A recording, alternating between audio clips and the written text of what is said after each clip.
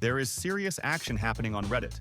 A credible anonymous source, confirmed by moderators, claims to have assembled the most detailed Doomsday plot summary drawn from multiple people who were shown a raw cut of the film. The source does not guarantee the plot is final and notes there were at least 3 raw versions. And things could still change. This could also be a Marvel-engineered warm-up, testing public reaction through controlled leaks. But admit it, it is fascinating. We agree. So in the next few minutes, we are going to walk through the entire alleged plot that Marvel supposedly tested with focus groups. We are the focus group now. Write your detailed reactions, point by point, in the comments. The film reportedly opens on a rainy New York, red sky, another planet visibly approaching, the X-Men's Earth, on a collision course with Tobey Maguire's world, on a bridge, Deadpool and Hugh Jackman's Wolverine, looking rough, holding a device, an antimatter bomb designed by the Beast, capable of erasing entire planets as cleanly as any TVA device. Wolverine is trying to plant it. Tobey Maguire's Spider-Man drops in and a fight breaks out. Dr. Octopus apparently joins in, and Hugh Jackman gets his 2004 crossover at last, fighting Tobey Maguire's Spider-Man. Wolverine deliberately holds back, not using his claws to avoid hurting Peter. That gives Tobey the advantage, and he scatters both Logan and Deadpool, but it is too late. The device is planted. The countdown starts. Deadpool opens a TVA portal with a tempad and calls to Wolverine, who refuses to go. He stays on the doomed Earth. And according to the leak, that is where Jackman and Maguire's roles in Doomsday end. Their deaths are not shown directly, and in Marvel, that is practically a guarantee of survival. Then, the continuation of Endgame. Steve and Peggy's peaceful life. They have a son named James. Mobius and Loki show up at the door, pulled directly from the opening of Loki Season 2, when they were still TVA agents. Loki explains that Steve created a paradox, and this universe has to be destroyed. Mobius pushes back hard, but Loki gives in. He transports Steve and Peggy to the Fantastic Four's world, where they never existed and therefore should not cause problems. On his way out, Loki gives Steve a pager to maintain contact. All of this happens in the deep past of the Fantastic Four's timeline. Cut to the 4. During a baseball game, Reed, Johnny, and Ben get an intrusion alert at the Baxter building. This is the Fantastic Four post-credits scene. Dr. Doom is there, explaining to the arriving team that he has spent years studying the multiverse and that incursions are about to begin. He tells Reed there is a trigger point in their universe pulling it toward collision with another. He asks Reed to help find it. They do, and locate 3 trigger points: Steve, Peggy, and their son James, whose energy signatures trace directly to another reality. The 4 plus Doom find a long-haired, bearded Steve Rogers, who apologizes for the trouble and agrees to help. Reed's devices also reveal the existence of the X-Men's world, which has survived dozens of incursions. Reed wants to go there and learn how they managed it.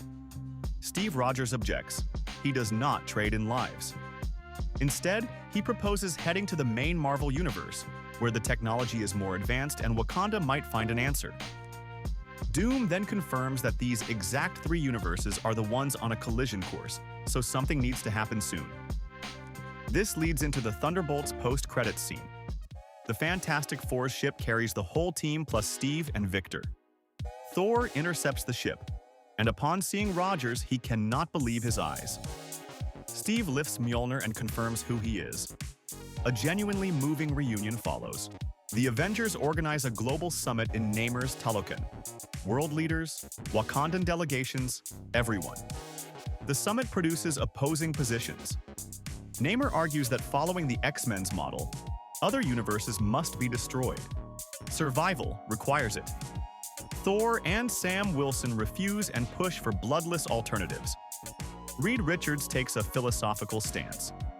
Incursions are a natural feature of the multiverse, perhaps inevitable. The only realistic goal is saving as many people as possible. Meanwhile, Shuri and Sue Storm have become close friends and are not participating in the debate at all, working on something else entirely. Sam Wilson proposes gathering the Infinity Stones through the quantum realm. Ant-Man objects immediately. Things in there are currently very dangerous, home to threats that make Thanos look manageable. A clear nod to Kang and the events of Ant-Man 3. Steve also objects, noting that his quest to return the stones created new timelines and partially caused the incursions in the first place. More time travel means more timelines, means more incursions. Marvel closes the time travel door and moves on. Reed then points out that Galactus exists, the entity who eats planets, and could theoretically be located and redirected to consume the threatening world. Then Reed remembers Galactus was teleported away to an unknown location. But this triggers an idea. He once built cannons to repel Galactus. What if he built them much larger and used them to push the colliding worlds apart? Wakanda offers its resources. The heroes split into 3 groups, each tasked with building one cannon. Thor hears that Loki is alive, asks Steve if he can go see his brother. Steve opens the pager, which turns out to be a portal. The two head to the TVA and find it completely destroyed, silent, and in ruins. Cut to the Avengers team heading to the X-Men's world to persuade the mutants to build their cannon. The mutants are not welcoming. Fights break out, reportedly the best action in the entire film. Yelena Belova versus Mystique. Gambit versus Shang-Chi. Sam Wilson versus Cyclops. The standout, Nightcrawler, who reportedly gets a full remake of his X2 opening sequence. Teleportation, jaw-dropping choreography, the works. Deadpool is also present and clashes with Mr. Fantastic. Then Doctor Doom activates the Sentinels of this universe, who attack the X-Men. The Avengers stop fighting and turn to face the Sentinels, while Professor X pulls Reed Richards aside to speak with the Beast. Beast reveals that the mutants use antimatter bombs to destroy other worlds, not out of cruelty, but out of desperation. In every universe they have encountered, there are no mutants. Their own kind had already been going extinct and only survived through time travel. Beast also cannot understand why their universe, the only one where mutants exist, keeps being targeted by incursion after incursion and somehow keeps surviving. Back in the ruined TVA, Steve tries the pager. Mobius answers. He survived by resigning from the TVA in Season 2. Mobius leads them to Loki, who is dead, his timelines unraveling. Security footage shows the attacker, someone in a green cloak. Back to the X-Men's world. Doom is now attacking everyone, Avengers and X-Men alike. Sentinels flood in. Thor charges like he did in Infinity War, Stormbreaker raised. Doom stops it with 2 fingers. Cyclops and everyone else who tries to help Thor meets the same result. Victor grabs Steve Rogers by the collar, teleports home, and leaves the survivors in ruins. The Avengers retreat to the main universe's Avengers Tower for a war council. Total mobilization. This is the trailer scene where Thor asks Odin to send reinforcements from Valhalla. Odin sends them. The reunion of Thor and Loki happens, but not the TVA Loki. The original one, killed by Thanos. Heimdall and other Asgardians arrive alongside him. The full group travels to Latveria. They are met by Doom's followers, who call Victor the Destroyer of Worlds. Among them stands a suspicious figure named Boris, Doom's right hand, wearing a magical cloak and a mask with a slot for a third eye, alongside several witches. The assembled Avengers, X-Men, and allies listen to Dr. Doom's story. He was a scientist, studying magic and time travel technology. During one such experiment, he met the woman who would become his wife. They had a child. The process of transporting her into his reality triggered an incursion, and Victor began fighting it by every means available. But during one laboratory experiment, an explosion killed his family. The problem solved itself, with consequences. First, Doom was disfigured and can only survive inside his armor. Second, Doom carries deep rage over the loss of his family. He is even angrier at Steve Rogers, who did the same thing, pulled someone from another reality, and lived happily ever after. That is when Doom resolved to become ruler of the multiverse and correct it on his own terms. For this, he needed Loki. He found him through Steve Rogers. At the TVA, Loki was defenseless. Doom tore the power out of him, just as he did to Thanos in the comics, and acquired divine power and the ability to govern the multiverse itself.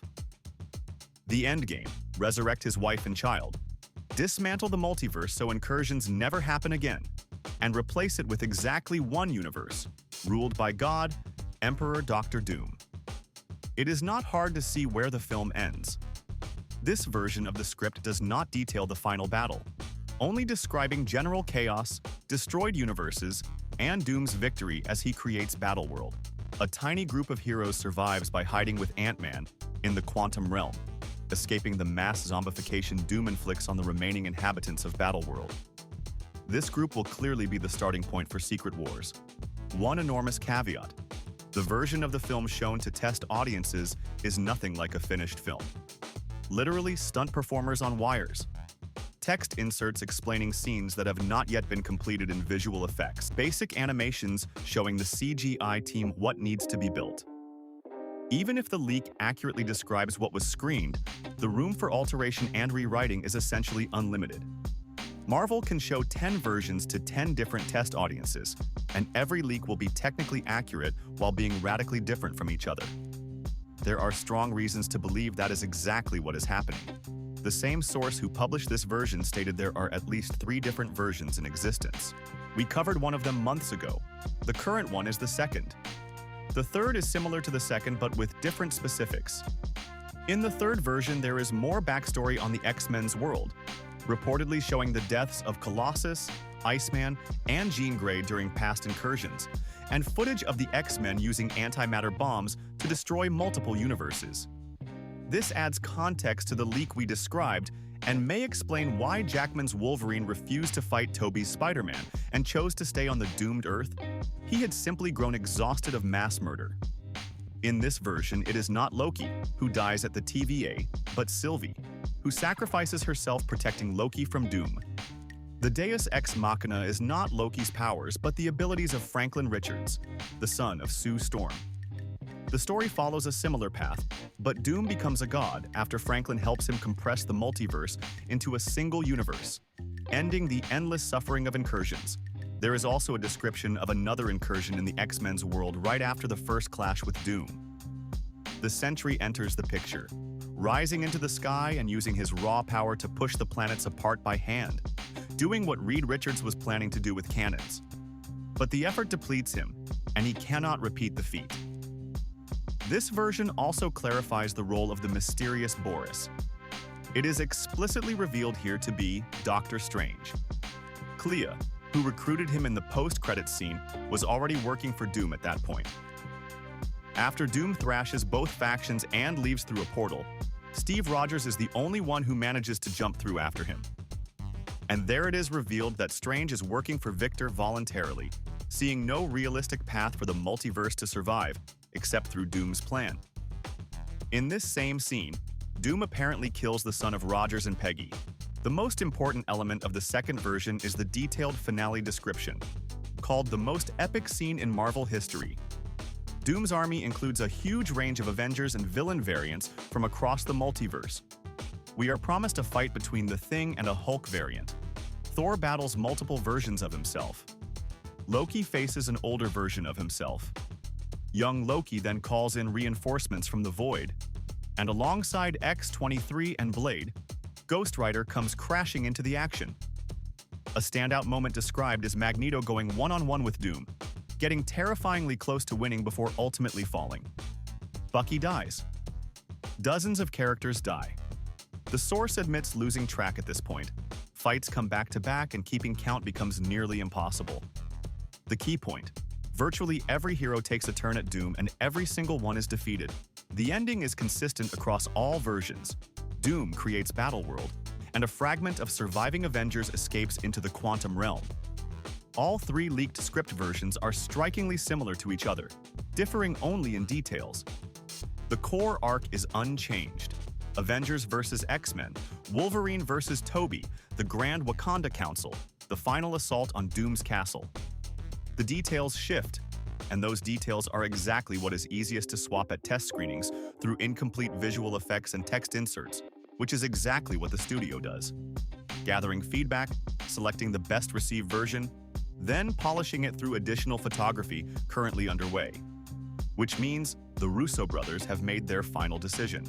Even so, the final film will almost certainly differ from these leaked accounts.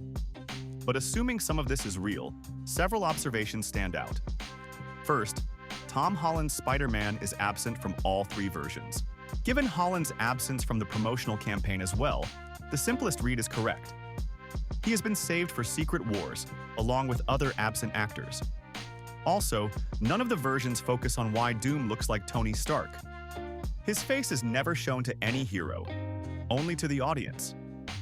That reveal is being held for Secret Wars, as is potentially Downey's return as Iron Man. What is genuinely compelling about these scripts is Doom's multiverse army. If the leaks are real, he has spent years traveling between worlds and recruiting variants of various characters. This is exactly what the multiverse saga has been missing. Insane combinations, evil Hulks, unexpected team configurations. The finale shapes up as a battle where the Avengers fight versions of themselves and every actor plays multiple roles. That is infinitely more interesting than the generic faceless alien cannon fodder that fills every Avengers villain army. Also genuinely exciting, the connection between the Fox universe and Marvel's mutant saga. If the leak is accurate, Feige is establishing that mutants face extinction in almost every timeline across the multiverse. The Fox universe is the rare exception where they survived, explaining their aggression and their willingness to destroy other worlds. This also opens the door for Fox-era actors who have not yet been fully developed. Warhead and Yukio from Deadpool, Deadpool himself, Quicksilver, Jackman's Wolverine, younger actors with many years of stories ahead of them. With this backstory in place, the new universe can canonically blend old and new heroes from across all versions of the mythology. The main potential problem? Everyone knows in advance that the heroes lose, decisively. In Infinity War, the snap was a genuine surprise, even knowing a sequel was coming. Here, Doom winning feels inevitable. For many viewers, this may make the film feel pre-spoiled, a predictable outcome they are sitting and waiting for. Based on what the leaked scripts describe, the Russo brothers appear to be compensating for that predictability with sheer volume of action and fan service. Whether that trade works, we will find out in December. For now, what can be said is that the Russos are not lying. Even the leaked plots feel less like the end of a great saga, and more like the opening of something genuinely new. And it would be extraordinary if that new thing turned out to be a full saga set in Battleworld under Dr. Doom's rule. He is being built as the most powerful and dangerous villain the MCU has produced. But even if all of that is what is coming, the one thing that matters most is finally finding out why Thor was crying. If the Russo brothers do not deliver that answer, we riot. But for now, that is everything we have. None of this is confirmed, but this leak feels more authentic than most. As you know, leaks like this have been trailing Marvel films 5 years before release for quite some time. What do you think of this version, and what would you change? Let us know in the comments. A like and a sub would genuinely mean a lot. Thank you. Next video is on its way. See you!